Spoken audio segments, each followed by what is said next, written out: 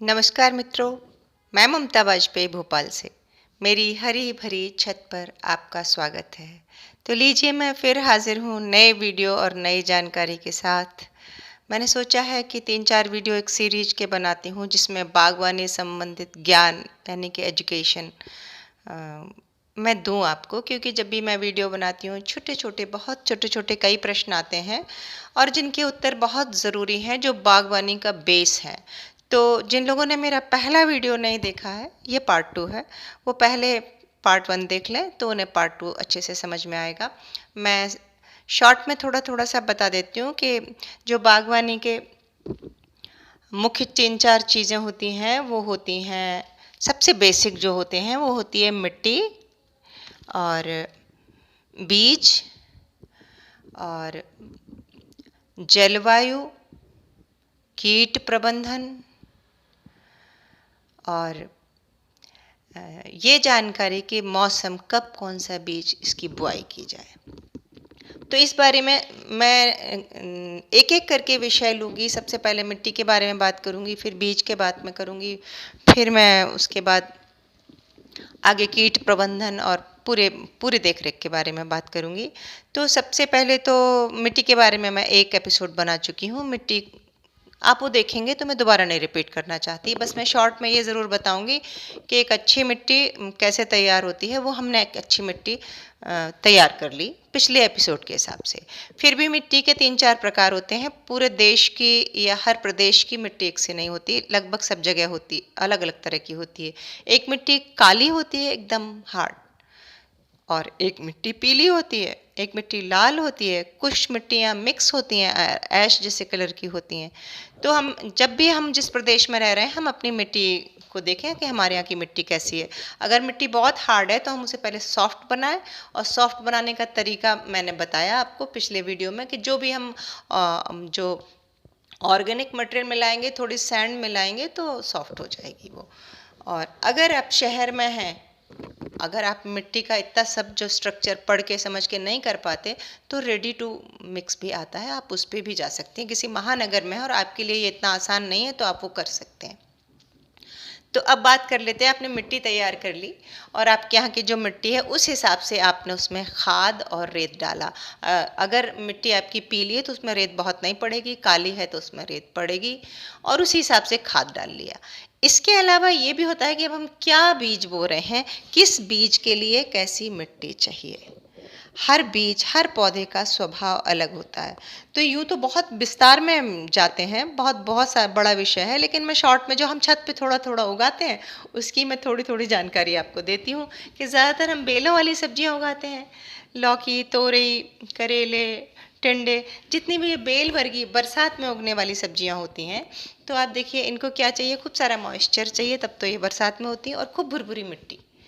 और इनकी रूट्स ऐसी एरियल रूट्स भी होती हैं इन बेलों में, तो जब ये मिट्टी पर फैलती हैं तो उसमें और रूट्स आ जाती हैं। ये हवा में फैलती हैं, जब हम इनको क्लाइंबर की तरह चढ़ा देते हैं तो ये एयर से भी मॉइस्चर शक करती हैं। तो इनकी मिट्टी बिल्कुल भुरभुरी चाहिए। तो जब भी बेलें लगाएं आप, और आप सादा मिट्टी मंगाएं जिसे हम गार्डन सॉइल कहते हैं, तब आप उसमें बेलों में आप 50-50% खाद मिला सकते हैं। नहीं है, आपके पास कम है, तो आप 40% तो मिलाएं ही। अब वो खाद कौन सी, आपके पास जो हो, गोबर की खाद हो, वर्मी कंपोस्ट हो, जो आपके पास उपलब्ध हो, किचन कंपोस्ट हो। बेहतर सबसे ज़्यादा ज़रूरी है गोबर की खाद। अगर वो होती है तो बगीचा बहुत, बेलें बहुत अच्छी हो जाती हैं, बगीचा बहुत हेल्दी हो जाता है। अब आ जाती है कि लौकी, टमाटर, ये इनमें थोड़ी कम खाद भी चल जाएगी। सॉरी, लौकी नहीं, अब आता है बैगन, टमाटर, मिर्च, ये वाली जो सब्जियां आती हैं, तो इनमें थोड़ी खाद कम चल जाएगी। इनमें हम 30% भी डाल देंगे तो चल जाएगा, बाकी मिट्टी ले लेंगे तो चल जाएगा। फिर आती है पत्तेदार सब्जियां सब्जियां और जड़ वाली। तो पत्तेदार सब्जियों में तो 50% खाद चाहिए ही चाहिए।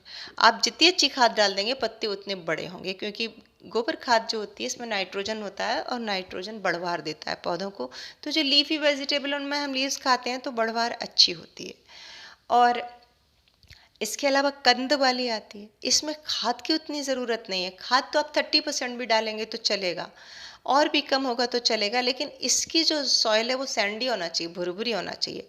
क्योंकि जो कंद वाली सब्जियां हैं, मूली है, गाजर है, चुकंदर है, शलजम है, तो इन्हें हम क्या है, रूट खाते हैं इनकी। और रूट तभी अच्छी होगी जब वो मिट्टी भुरभुरी होगी और रूट को अंदर तक जाने की जगह मिलेगी। तो मैं एक बार फिर से रिपीट करती हूँ कि जो बेल वाली बरसात की सब्जियां हैं, मैं गर्मी की नहीं बात कर रही, बेल वाली बरसात की सब्जियां हैं, जो गांव में आप देखना घूरे पे जो घूरा होता है, वहाँ सब तरह का कचरा, राख, गौमूत्र, गोबर सब होता है, उसमें एक बीज डाल देते हैं, वो पूरे घूरे को कवर कर लेती है। या वो जो जहाँ जानवर बनते हैं उसकी सार पे चढ़ा देते हैं, या मचान बना के चढ़ा देते हैं, तो आप उस पे चढ़ा देते हैं तो वो बहुत विस्तार लेती है और खूब फलती है, क्योंकि भुरभुरी मिट्टी, खाद ही खाद मिलता है। तो जितनी खाद वाली मिट्टी पे, कूड़े कचरे पे आप बेलें लगाएंगे, हम छत पे हैं तो हम वो क्रिएट नहीं कर सकते। तो आप जिस कोने में लगा रहे हैं, जिस कंटेनर में लगा रहे हैं, उसमें अच्छी खाद युक्त मिट्टी भरें और बड़ा कंटेनर लें। बेलों के लिए छोटे कंटेनर में भूल जाएं, कोई कितना भी कहे, ये बिल्कुल मेरा आजमाया हुआ तरीका है। बेल हो जाएगी, 1 या 2 फल लग जाएंगे, मैक्सिमम 2, उसके बाद फल नहीं मिलेंगे आपको और आप नाहक परेशान होंगे। तो बहुत बड़ा कंटेनर लीजिए, ड्रम काट के जो लेते हैं वो, या बड़ा सा पॉली बैग, तो आपकी बेल हो जाएगी। बैगन, टमाटर, मिर्च जो हम लगाते हैं, इनके लिए कुछ विशेष केयर नहीं होती। बैगन तो सबसे आसानी से लगता है, थोड़ी सी खाद तो सब में ही चाहिए, क्योंकि मैंने कल के एपिसोड में बताया था कि मिट्टी हमारी बहुत हेल्दी नहीं है, तो हमें ऊपर से हेल्दी बनानी ही पड़ेगी। तो इनके लिए कोई विशेष केयर नहीं है। अब आ जाती है कि ये इनके लिए इन बीजों के लिए मिट्टी रूट वाली बता दी मैंने, पत्तों वाली बता दी मैंने, बेलों वाली बता दी, और ये फलों वाली बता दी। और इसके अलावा अब ये है कि कौन सा बीज कब बोया जाए। एक बीज की जब बात आती है तो एक तो सबसे पहले फुली मैच्योर बीज हो, स्वस्थ बीज हो।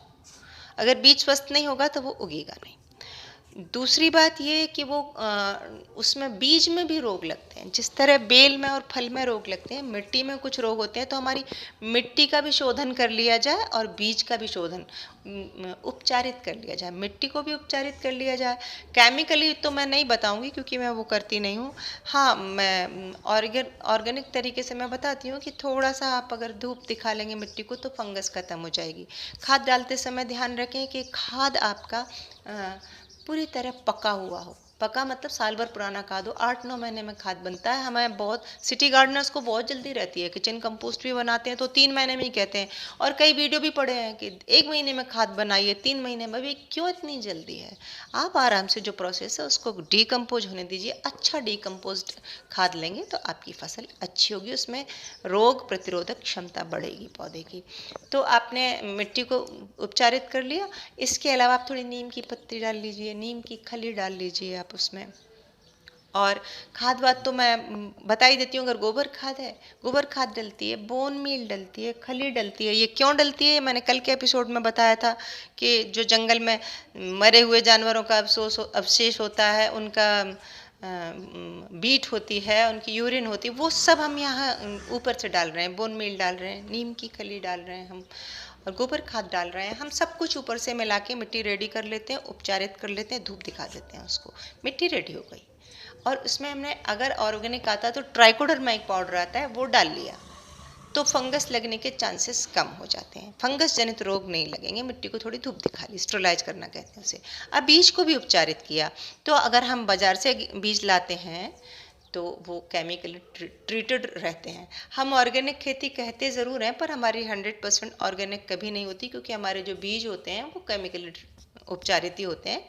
और वो जिस पेड़ की फसल होते हैं उसके जो उनके पेरेंट्स होते हैं उस बीज के, वो केमिकली ही उगाए हुए होते हैं। पर फिर भी जितनी ऑर्गेनिक है, हम तो अपने यहाँ नहीं डाल रहे हैं इस तरह। तो आपने उसको केमिकली ट्रीटेड बीज ले लिया, और नहीं है तो फिर आप ये करें कि उसको छाछ में डाल दें 1-8 घंटे और फिर सुखा लें, या हल्दी में लपेट दें, इस तरह घर पे भी। पर बेहतर है कि आप केमिकली ट्रीटेड ले लें तो वो ज़्यादा अच्छे रहेंगे। फिर बीज को जब हम डालेंगे पौध में, तो हम बीज के लिए हम कोकोपीट ले लें और वर्मी कंपोस्ट ले लें। अगर नहीं है तो फिर आप 50-50 वर्मी कंपोस्ट और मिट्टी लेके कर सकते हैं। पत्ती की खाद ले लें अगर है तो। बीज के लिए वो सॉफ्ट मटेरियल चाहिए होता है, थोड़ी सी राख भी मिला लें 1 मुट्ठी आप, तो अच्छा रहेगा वो। और वो करके आपने बीज जिस ट्रे में डालें वो ट्रे बहुत ऊंची नहीं हो, बहुत सारी मिट्टी नहीं हो बीज वाली ट्रे में। आप देखना, आप नर्सरी में जो उगाते हैं वो लोग बहुत छोटे उसमें उगाते हैं।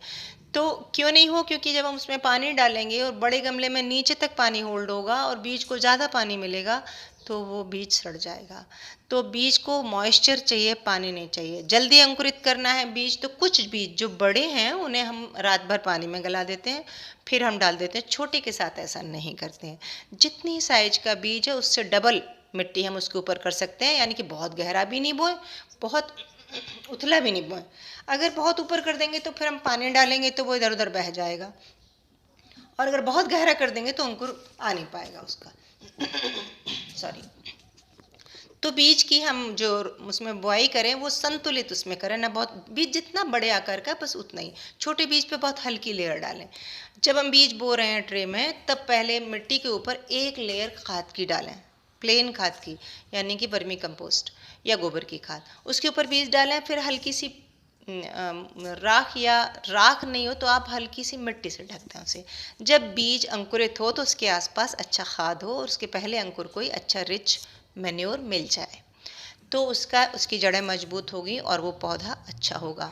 और एक नियम है कि जब हमारे यहाँ बच्चा, हम ह्यूमन बीइंग हैं, हमारा बच्चा बड़ा हो रहा होता है, बचपन में जैसी डाइट मिलती है वैसी हेल्थ डेवलप होती है। कोई व्यक्ति बड़ा हो जाए उसके बाद हम उसको कितना ही संतुलित आहार, पोषित आहार दें, कितना ही कुछ भी खिलाएं, फिर उसकी हेल्थ पर वो ग्रोथ नहीं ले सकता।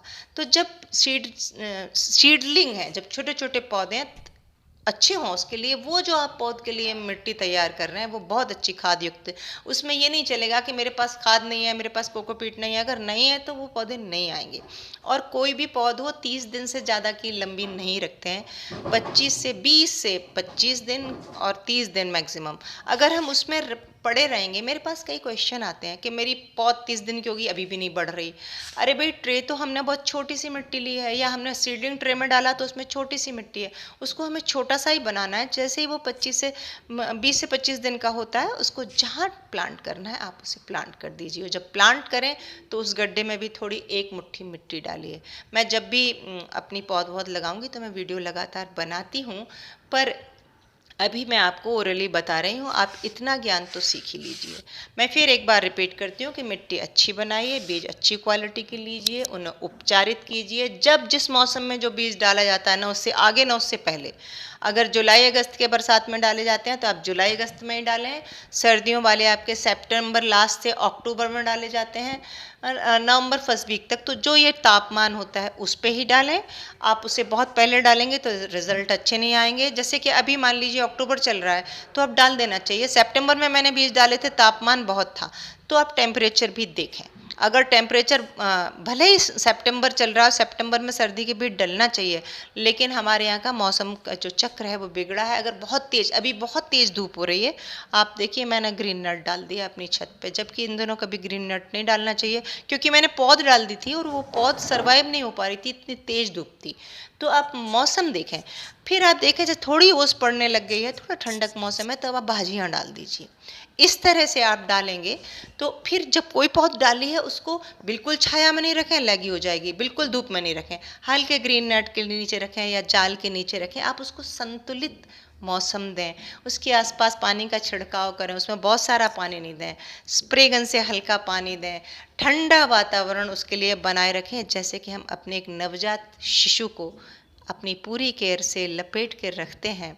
तो आप समझिए कि उसे वो नवजात शिशु है, पूरी केयर से आपने बचा लिया तो बचा लिया। एक बार रख दिया और भूल गए तो नहीं चलेगा। ऊपर की मिट्टी मॉइस्ट रहना ही चाहिए जब तक कि पौधा 1-1.5 इंच 2 इंच का नहीं हो जाता। तो ये आपको ध्यान रखना है। और मैं वीडियो बंद करूंगी उसके पहले मैं एक बार बोल दूं, ये वीडियो बस एक मिनट का और बचा है कि आप लोग को अगर कोई भी मदद होती है तो मुझे लाइक करें और मुझे सब्सक्राइब भी कर लें, और मुझे अगले ये बताएं कि ये जानकारी ठीक लग रही है क्या, और इसी तरह की और जानकारी चाहिए तो मैं इस सीरीज़ को कंटिन्यू रखूँगी। मैं सोचती हूँ कि मैं आपको पहले पूरा एजुकेट करूँ और फिर मैं डेमो भी दिखाऊँ। डेमो तो मैं दिखा ही रही हूँ, जब से वीडियो बना रही हूँ हर बार जो भी बोलती हूँ डेमो दिखाती हूँ। तो उम्मीद है कि वीडियो अच्छा लगा होगा। अच्छा लगा हो तो मुझे लाइक करें, शेयर करें और सब्सक्राइब तो प्लीज़ मुझे कर ही लें। नमस्कार।